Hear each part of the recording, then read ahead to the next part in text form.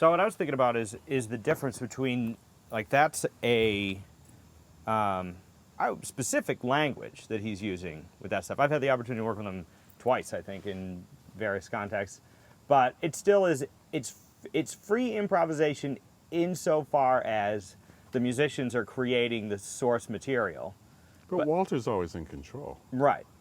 So I guess it's where that line is. But I think it's interesting where you'd say, all right, this is still improvised music, but to what degree does the conductor have control? Yeah, but we should stop using the word free, because free doesn't even mean anything anymore. Okay. I mean, I really think it's one of those words that's been so abused and overused and misused that you could ask 10 different people what free improvisation means, or free anything means, other than a free loaf of bread. Sure. You know? Right. And you're not going to get anything that approaches the same answer.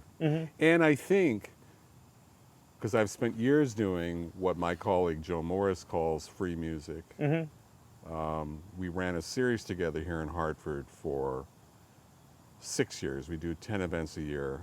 So I had the chance to really immerse myself in working alongside him and learning from that much contact with Joe, which I'll always be grateful for.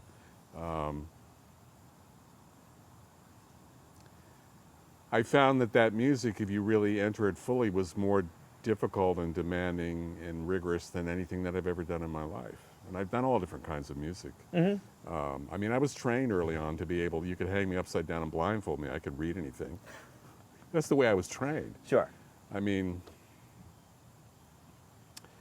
but there's a big understanding in this music, whatever this music is, right? Around the word, the use of the word and the meaning of the word free. Play free. It's free.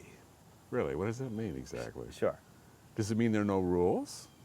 Because in my experience, there are always rules. You might not know what the rules are, or you might be ignoring the rules, but Bill Dixon would often say that in any situation, there's always a leader. And whether you said it or not, there will become a de facto leader in an ensemble setting and in a collective setting, because that's the way he thought about it. Now, do you think that means that there's a leader in the group or the time or whatever is going on at the time, or does that change? Can that be a changing leader depending on what's happening in the music at any given time? I think it can change. It depends on who's doing the work. I mean, I had a brief conversation with Evan Parker when he was here with Joe and me, and he talked about playing in an ensemble, and he talked about the difference in how much he would play and how much he would respond, having to do with how generous the other players were. That was the language that he used. Okay. How generous they were. How much you can open that any way you want, really, you know. I think one person's ceiling is another person's floor. You know? Sure. It's also, it really is relative.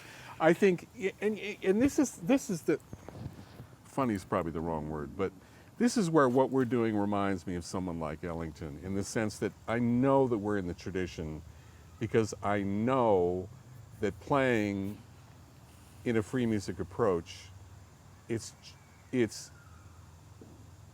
probably as or more important in the methodology is who you choose to do the work with, who you're going to sit with, and who you're going to enter that space with, right? Sure. I don't think that's that different than Ellington's approach.